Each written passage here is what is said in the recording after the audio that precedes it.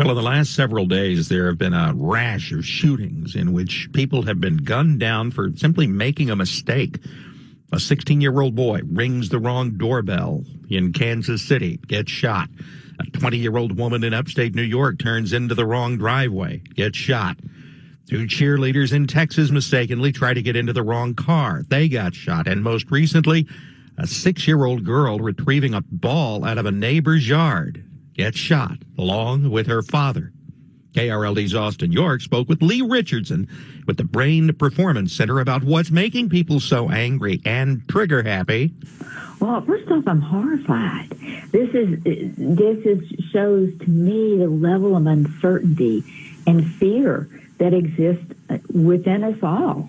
And to think of someone pulling in a driveway and being shot, there's no way I can understand that, except to look at the level of uncertainty that there is in our world today. I know we left the pandemic behind, or most of us have left the pandemic behind, but not everybody.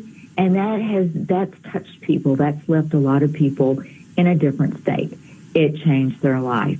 The isolation, the loneliness really changed their mental well-being.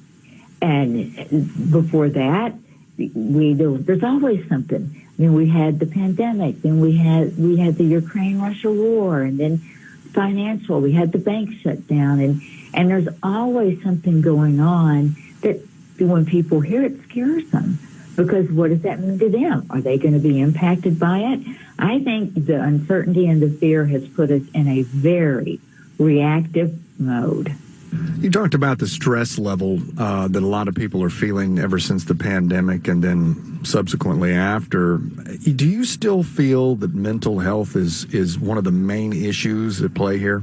Before the pandemic, 1 out of 4 Americans either had anxiety, depression, or a substance abuse problem. And we all know that has escalated in the last 3 years. So I think that the more awareness and education we create around mental health, and the more resources that we give people to deal with that, because when you're stuck in that state of fear or uncertainty, you're not thinking of consequences. You're not thinking through what's the logical thing to do. That is Leigh Richardson with the Brain Performance Center in Dallas.